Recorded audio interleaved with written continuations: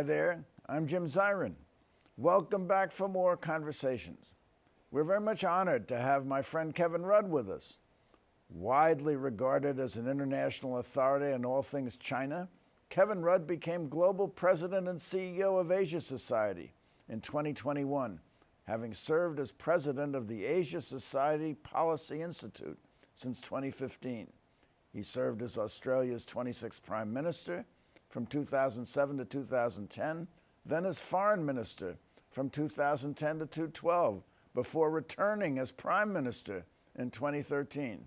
He will soon accept a posting as Australia's ambassador to the United States. Kevin began his career as a China scholar, serving as an Australian diplomat in Beijing before entering Australian politics. He is the author of a recent book that all China watchers are talking about, entitled The Avoidable War: The Dangers of a Catastrophic Conflict Between the U.S. and Xi Jinping's China. I'm delighted to welcome Kevin Rudd to the program. Well, Kevin, threefold congratulations. Congratulations on your book, which is certainly something that everyone is talking about. Congratulations on your service at the Asia Society, and congratulations on your new posting. So how do all these accolades feel? Well, Jim, thank you for having me on the program. It's always good to be with friends here in New York City. I now see myself, by the way, as a basic New Yorker, having been here for the last 8 years. And so therefore I approach the journey to Washington with some sense of trepidation. So I'm glad the book's doing well. It tries to step back and ask ourselves this question: how do we end up where we've got to in US-China relations, and what now to do about it, short of armed conflict? And I suppose that may have been one of the factors in the mind of the Australian government when they asked me to go to DC at this stage as the next Australian ambassador, which I take up at the end of March. Well, the very best of luck. I'll need all of that, Jim, and some more. Now, we are speaking at the time of some major events in China. It's their annual legislative meetings. There's the National Party Congress, which is ongoing, and then there is the Consultative Policy Council. What do you expect to come out of these sessions? Well, the way in which the Chinese structure their politics is there are a couple of meetings we need to focus on each year. One is the party plenum, usually held around October. And every 5 years they have what's called a party congress, which is the one which elects the party leadership for the next 5 years. That's what we had last October. And then every March we have what's called the two meetings: a meeting of the National People's Congress, as well as the Chinese People's Political Consultative Conference, known in the trade as the CPPCC. So these set the agenda for the year, essentially. So the ones that is currently in progress, the NPC, the National People's Congress, it has given out a number of political messages from Xi Jinping about his perspective on the economy for the year ahead and the priorities. We've had what's called a government work report from the Premier, Li Keqiang, his last one before going into retirement. We've also had a pretty remarkable set of statements from the Chinese Foreign Minister, Qin Gang, who until quite recently was the Chinese ambassador here in the United States. Overall, though, what's the message coming out of all this? I think there are 2 or 3 core messages.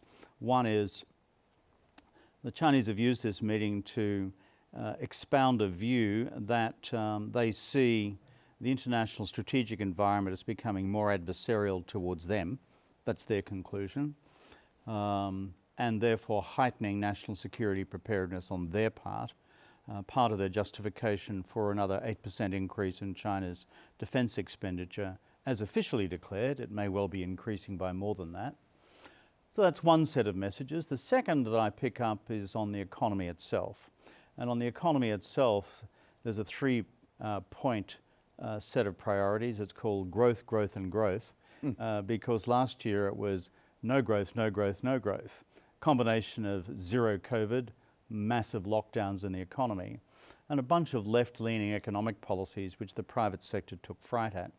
So what we've seen most recently is them trying to go, moving it back a little bit more towards the market, certainly allowing people to now circulate freely, end of zero COVID, so that they can reconstitute domestic consumer demand in the economy to drive the economy forward, but also some messages to the market saying we'd like to encourage the private sector more. What we don't know is whether consumers and private entrepreneurs will believe that or not, but they are the messages which are coming out. So they had 3 years of zero COVID where the economy was essentially shut down, and then that ended at the end of 2022. Do you see them moving more toward a market economy or more toward a planned economy? Well, on the COVID question, like the rest of us in 2020, and particularly given the origins of the virus in Wuhan, it knocked the Chinese economy flat in 2020, so too around the world by and large. 2021, they recovered. They had about 8% growth in 21. But what really knocked their confidence politically was in 2022, because of the impact of all these lockdowns, growth collapsed then to somewhere between 0 and 3. So they know they've got to restore growth to preserve the social contract with the Chinese people, which is about living standards improving and increasing, but also to grow the Chinese economy as a foundation for long-term national power and strength in their strategic contest with the United States. On economic policy directions, over the last 5 years, those of us in the analytical community have seen Xi Jinping move a series of policy measures more towards the Marxist left and away from the direction that we saw under Deng Xiaoping, Jiang Zemin and Hu Jintao. Role of the private sector, role of the tech sector, role of the property sector, and a tolerance of high levels of income inequality, which Xi Jinping then sought to put into reverse through his doctrine of common prosperity. But what they found was this was slowing growth because it was collapsing private sector business confidence. So starting in December, very soon after the change in policy on zero COVID, they then decided to roll back a number of those left-leaning policies more towards the market. But they haven't abandoned the central role of the party or ideological or political control over the economy. It's still there. They haven't abandoned the role of state industrial policy, driving forward China's science and technology and innovation agenda, nor have they abandoned what they regard to be as their national doctrine of self-sufficiency, something which Xi Jinping again underlined at this most recent National People's Congress. So what does that add up to? Mixed messages.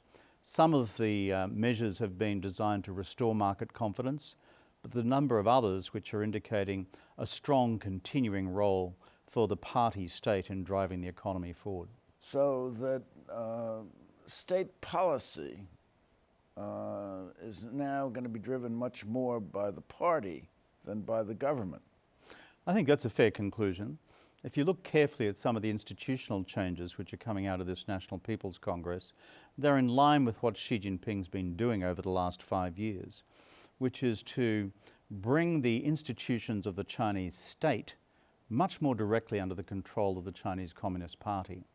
And you can see this at multiple levels. Xi Jinping has established a whole series of what he calls central leading groups within the party, which become like these policy peak councils within the party central committee, which increasingly direct the strategic course of economic policy, social policy, climate policy, you name it.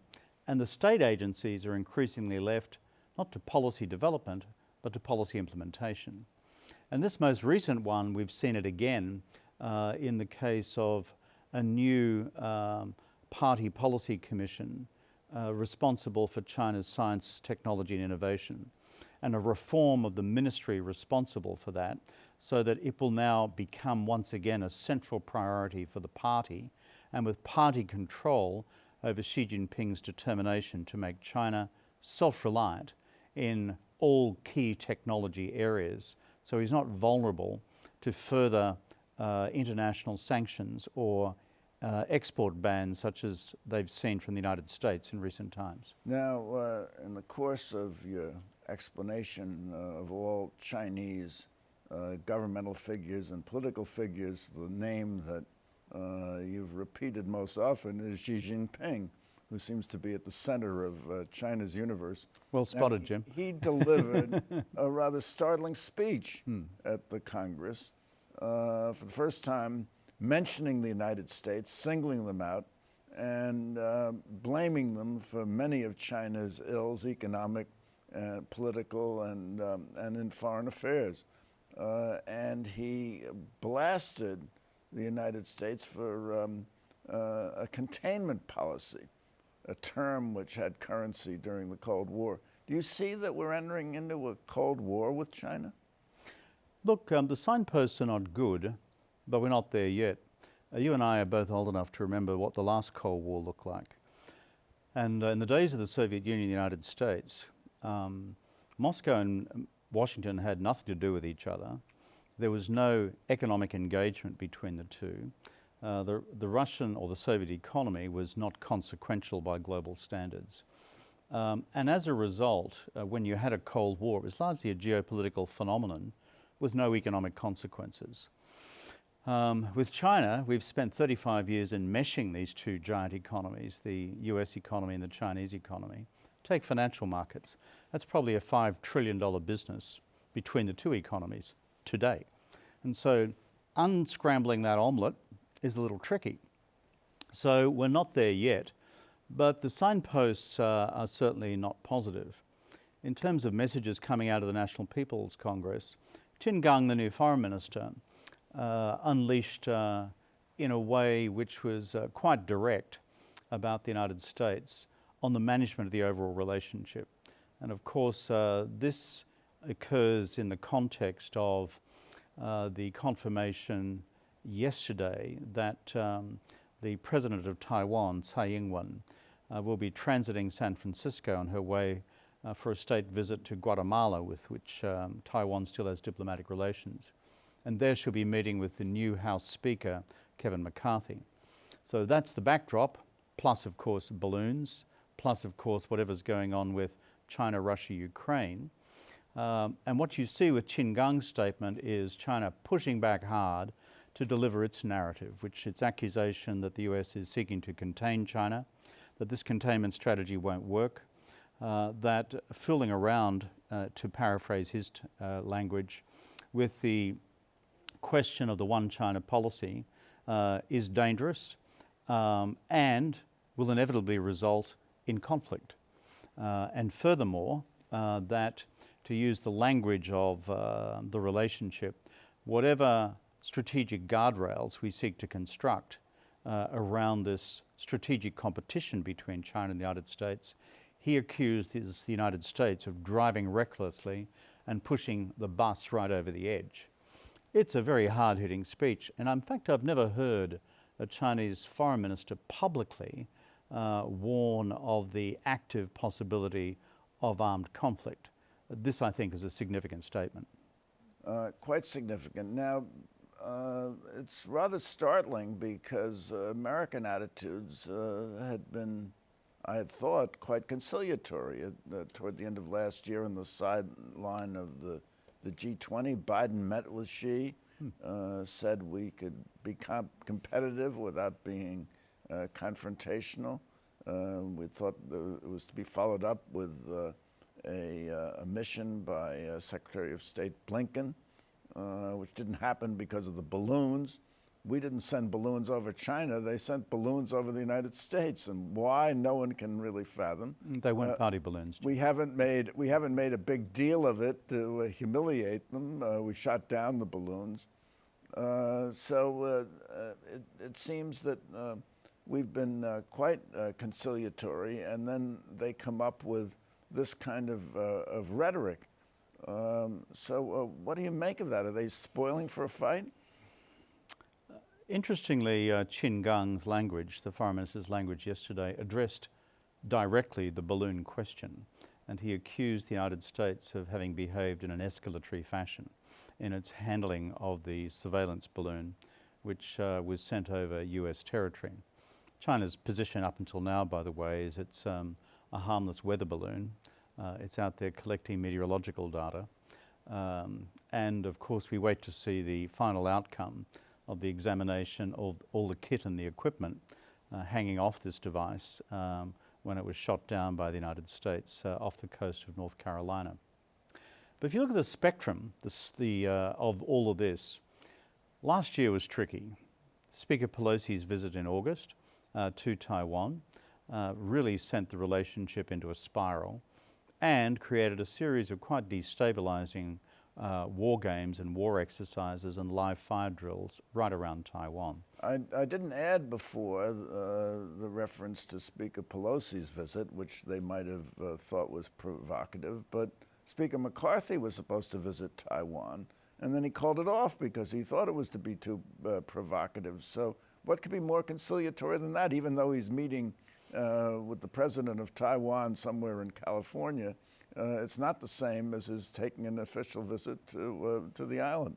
Within the worldview of the Chinese Communist Party and their definition of the One China policy, any official level contact between representatives of the US administration and senior representatives of the United States Congress and the Taiwanese authorities fall outside the definition of the One China policy. And the Chinese description of these events is that Speaker Pelosi's visit as the third ranking person under the authorities granted by the United States Constitution as Speaker of the House was in plain violation of the One China policy.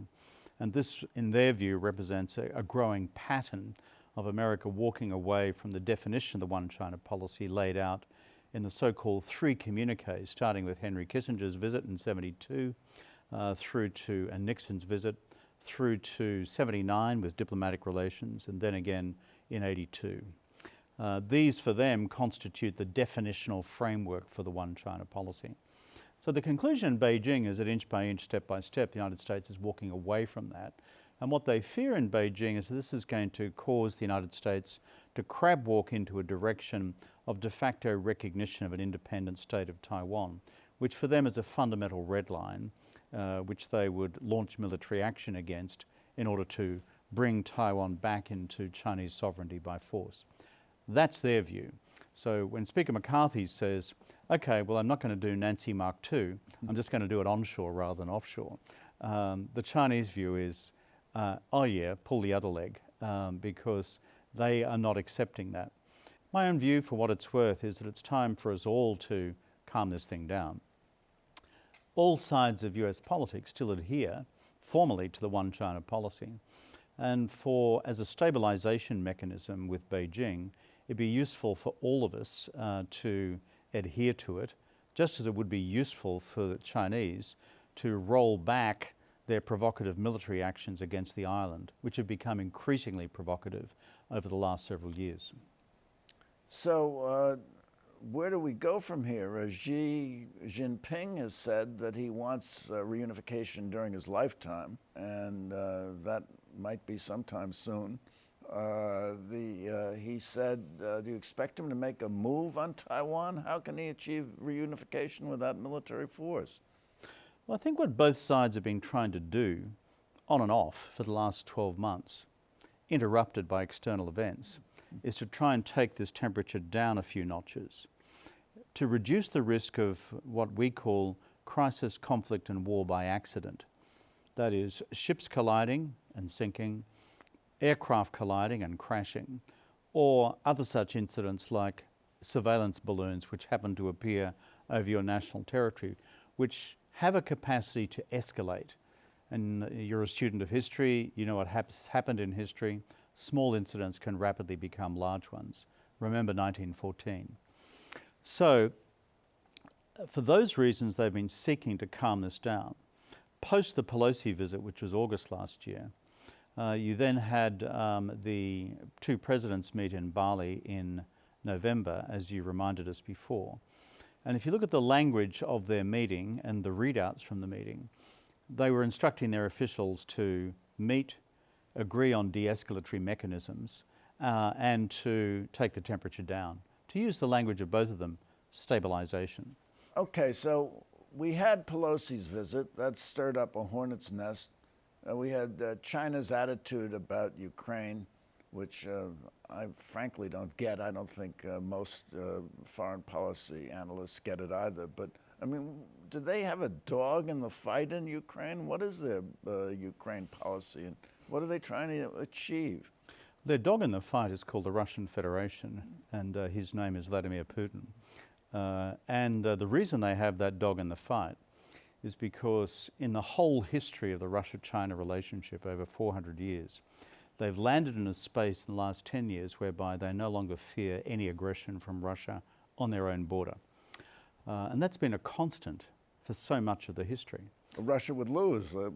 If they can't beat Ukraine, they certainly can't beat the Chinese. That's true, but in the recent history of the relationship, you've had up to 20 Russian divisions in the Far East. Now there are none. So from Russia's perspective, tick, but from the Chinese perspective, tick, because it means you focus your entire military effort against Uncle Sam and the maritime periphery, where China faces its challenges in the South China Sea, over Taiwan, and with Japan, America's ally in the East China Sea. Also, they get preferential and discounted access to Russian commodities, oil, gas, agriculture, commodities. And beyond that, Russia, from a Chinese global strategic point of view, delivers the advantage of acting as this permanent distraction for the United States in other theatres of the world, whether it's Syria or now Ukraine, whereas China only has one theatre of direct engagement. So therefore, whereas we may think it makes no sense at all for the Chinese to be so supportive of Russia and Putin at this time, and for there to be even a debate about whether China would consider providing military supplies, that is the underpinning set of Chinese national interests, which are in Xi Jinping's mind when he looks at his best mate Vladimir over there in the Kremlin, who's looking increasingly troubled. And there's also a precedent lurking about there that if Russia can annex Ukraine, China can annex Taiwan. So it creates a certain validity for Xi's aspiration. But do you expect him to make a move on Taiwan? And if so, when?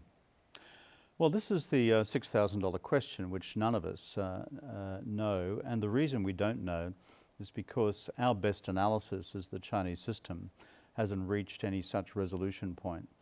Where Xi Jinping has changed the reality on Taiwan is he's indicated that China cannot achieve its great national rejuvenation of becoming the preeminent power in the region and the world by the centenary of the founding of the People's Republic in 2049 without bringing Taiwan back. So for the first time in recent history, we have, as it were, an outer time frame. Now we might say, well, that's 26 years away, who gives a damn?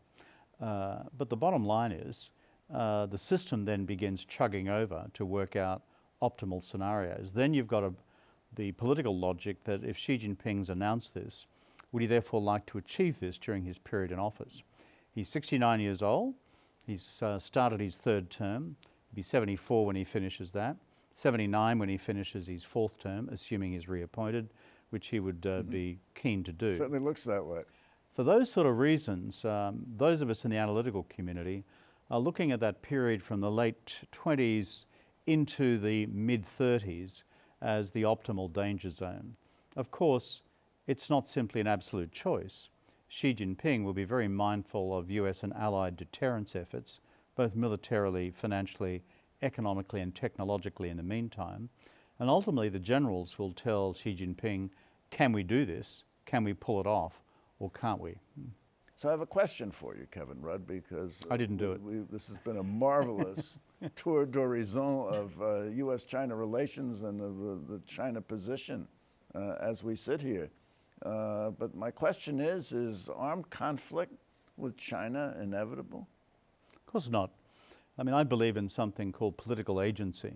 The political leaders, whether they're in Beijing or Washington, Taipei, Tokyo, elsewhere in the world, are all able to shape history. And you look at the events of July, August of 1914. That was a totally avoidable war. There was an absolute failure of diplomacy, despite the fact that you had this geopolitical jockeying between Germany and Britain, between Germany and France, between Germany and the then Russian Empire. And so the agency of political leadership failed. So turning to our current circumstances, there is an opportunity for these two extraordinarily powerful leaders, President Biden of the United States and Xi Jinping, to avoid war. There are exit ramps which are possible. It is possible, as I argue in stuff that I've written, to have managed strategic competition, which enables red lines to be observed, while at the same time non-lethal competition to be conducted in every other domain in the relationship and to cooperate where you can. I think that's an alternative way forward, but we're a ways from getting there, Jim. We're a ways from getting there. So this has been just wonderful, Kevin Rudd. Thank you for coming by. Good luck to you. Godspeed. And thank you for coming by. Tune in next week for more conversations.